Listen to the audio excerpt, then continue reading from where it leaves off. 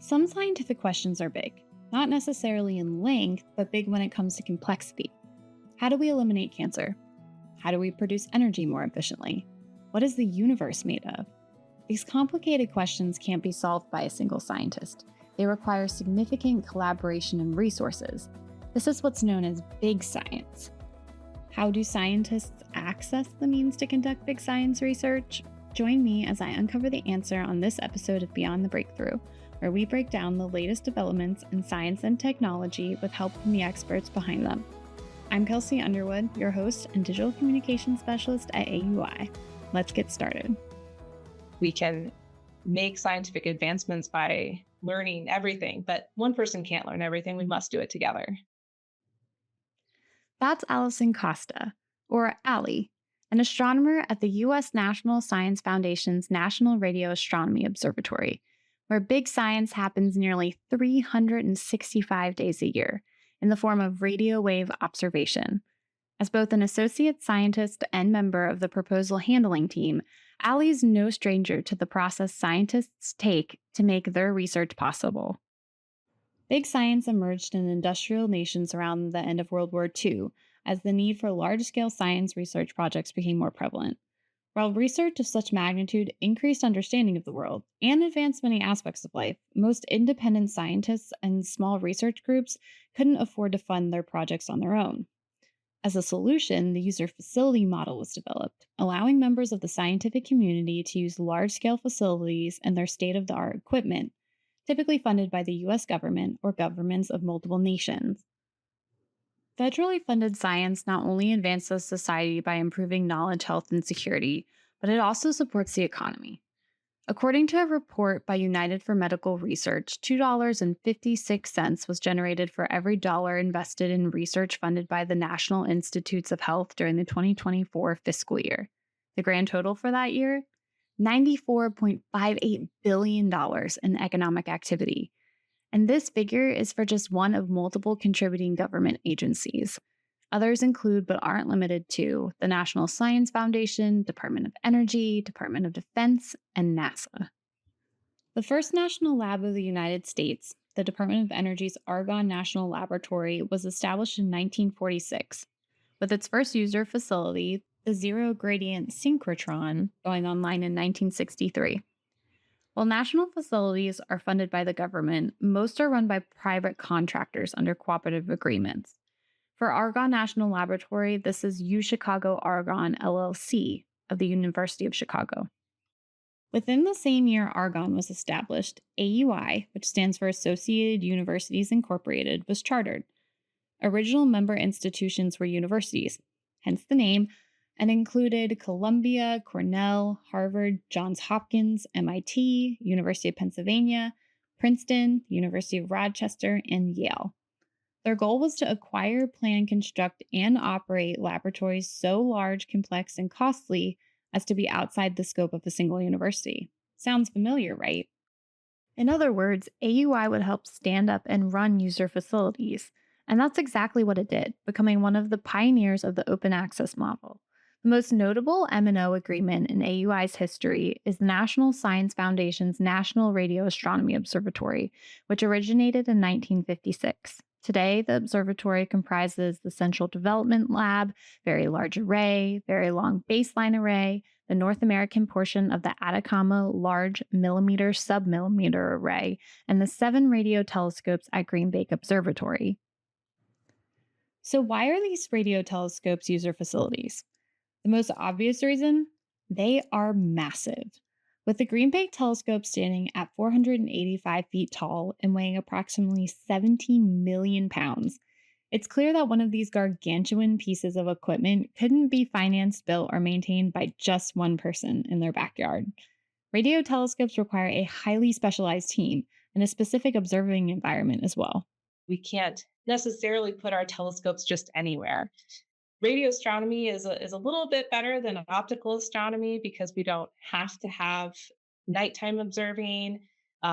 We can operate in a wider range of conditions, so we're a little less restricted, but we do have restrictions. We don't want to be around cell phone towers, for example. The basic reason is that they operate at the same frequencies. If anyone's ever played with toy cars, like RC cars, I have a 4-year-old, so we're really big into RC cars right now. And sometimes we have two of them that the controllers talk to each other and cause the other person's car to go wild. And it's the same idea that you would worry about with a radio telescope and cell phone towers. They're using the same frequencies to communicate or to capture. And so you get interference between them. And it doesn't really affect cell phone towers. It mostly affects the radio telescope because these astronomical signals are really faint because they're very far away typically. And the radio towers are very strong because they're right here on Earth. It's just like this noise that kind of washes out the astronomy signals, and we can't put it back together or anything like that. What Ali is describing is called radio frequency interference, or RFI. To help protect national radio astronomy and security facilities from RFI, the federal government established the National Radio Quiet Zone in 1958. A 13,000 square mile area in West Virginia and Virginia, the quiet zone restricts the use of devices that emit high electromagnetic radiation, such as cell phones, Wi Fi devices, and microwave ovens. The Green Bank Observatory and AUI currently oversee it. In addition to logistical support, user facilities promote specialization and collaboration that otherwise wouldn't be possible. For example, the GBT, the Green Bank Telescope, is this incredibly large structure, and it needs a lot of infrastructure to support it and to run it in terms of power and maintenance and that sort of thing. And yet, when you have this national facility, anyone can come and use it, but anyone can also develop technology to put on it. For example, the University of West Virginia has one of their research groups has developed a special sort of receiver that they can put on the GBT. And it allows that research group to do something really innovative with the resources that they have, and they couldn't do it alone. They'd have to build their entire own GBT to do it, but they don't want to do that. Not everyone wants to build that or has the even the land to support such a an infrastructure. And but they can just make this one special piece of equipment that's very useful for astronomy, and they can put it on and take it off as needed. And the user facility supports such a model. So it really promotes like individual groups and what they're good at and allows a lot of innovation and new technologies to come about. With the science field becoming more and more collaborative, it's not uncommon for scientists to be inspired by the discoveries and developments of others, especially for those using the same user facility. Generally, scientists are very collaborative all the time. And we have this understanding that if you're doing the similar research, it's very natural for us to reach out to other research groups and say, I have this really cool idea and it would work well with what you're doing. And I know you've developed this very special instrument to do your work. Can we collaborate? And even though maybe that new researcher wasn't a part of the initial group, they can be granted time from that other group to use their instrument. Who can apply for time to use an instrument at the National Radio Astronomy Observatory? Essentially anyone. The NRAO's open skies policy ensures equal and free access to its federally funded telescopes, regardless of institutional or national affiliation. Ali explains just how level the playing field is for its applicants. Some common misconceptions are there's special time set aside for the observatory staff or maybe the facility staff, and that's not always true.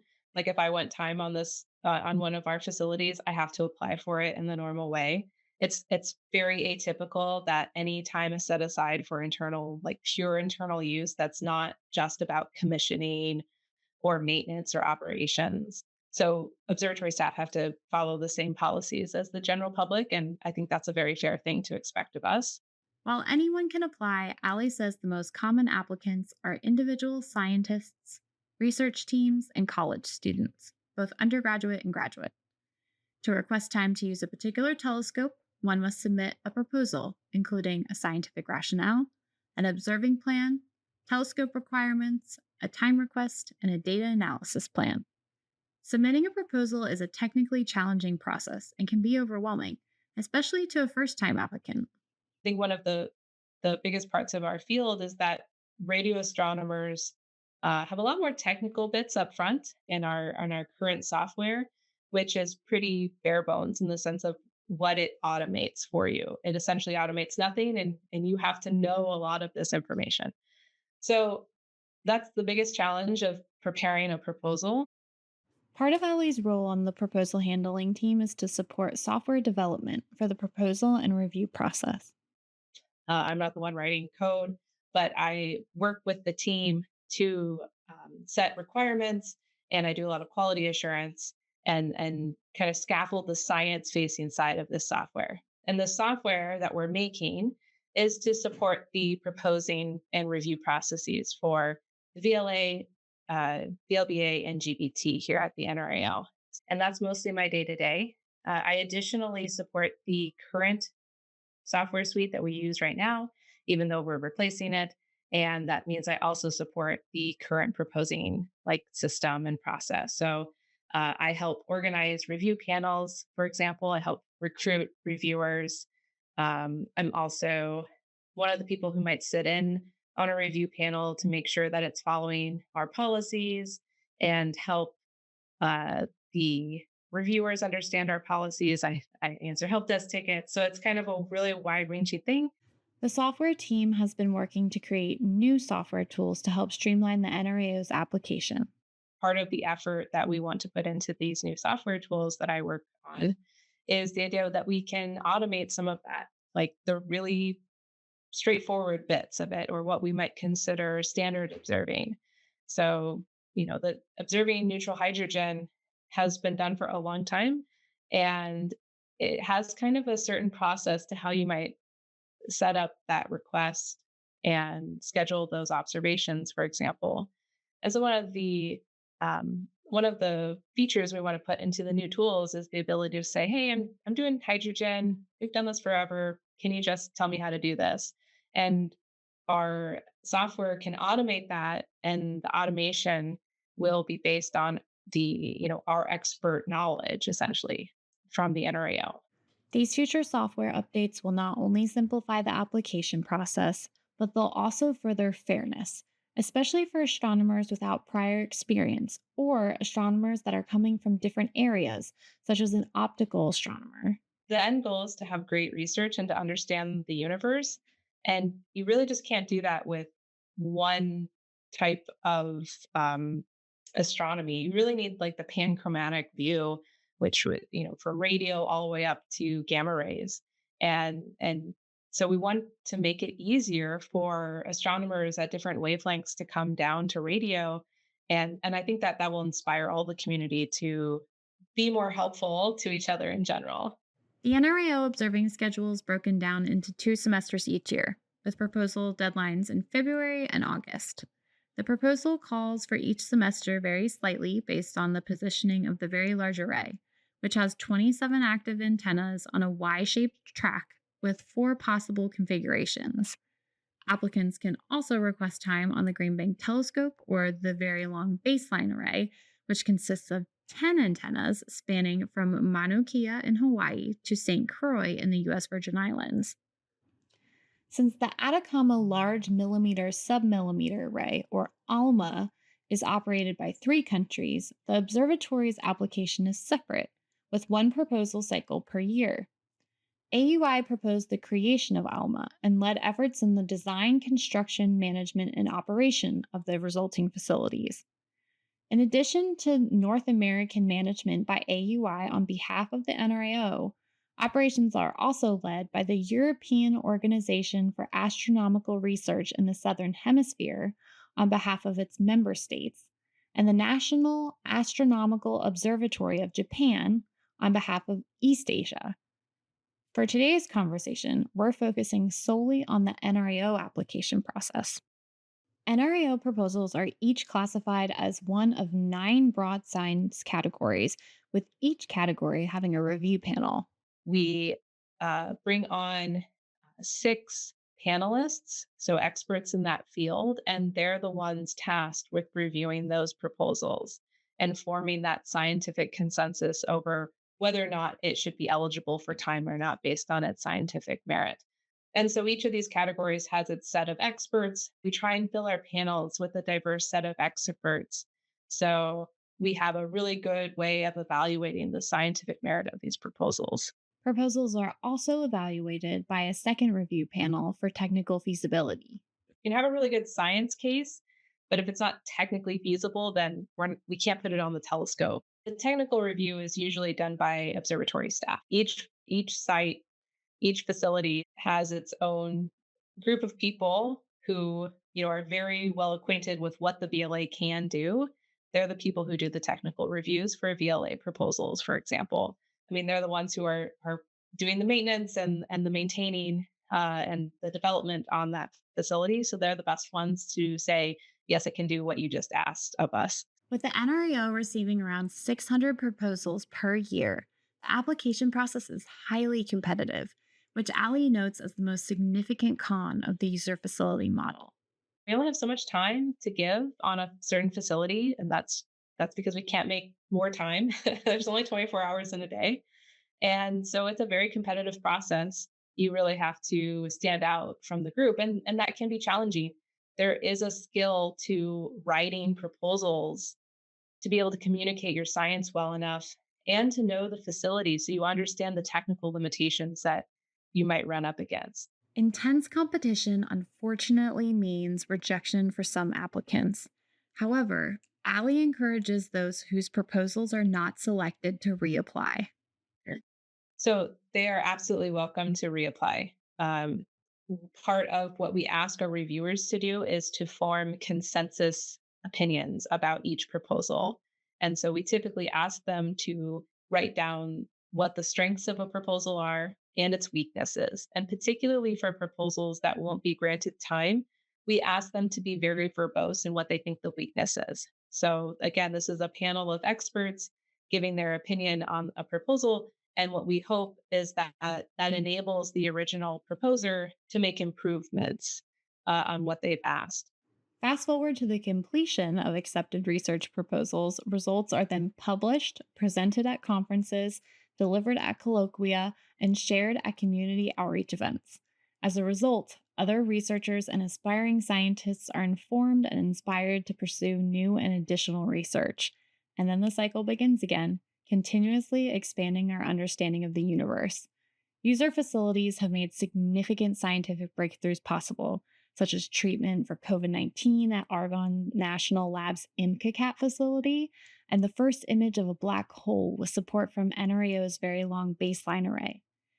IMCACAT, which performs proprietary pharmaceutical research at one of their beamlines, is now managed and operated by AUI as well. What's the best advice that Ali has for future applicants? Articulate your plans as clearly as possible. Finding collaborators and socializing your proposal with your collaborators is really important. It's really easy to write a proposal and be in your own headspace about what you think it should be, and you've missed maybe a broader picture. And if a collaborator who's maybe adjacent to what you're trying to do can understand your proposal, then it's probably going to be it's going to communicate well with the science review panel.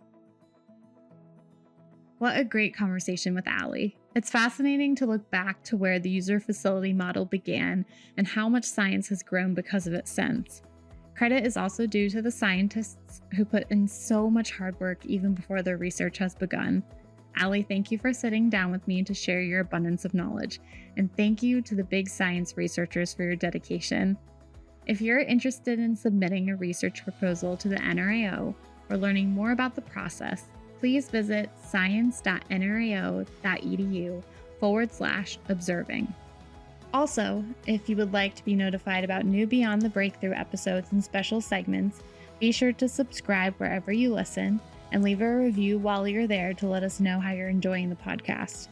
Also, follow AUI on Instagram at DiscoverAUI and Associated Universities, Inc. on Facebook and LinkedIn to stay updated on all the latest breakthroughs at AUI. Thanks for listening, and I'll see you next time.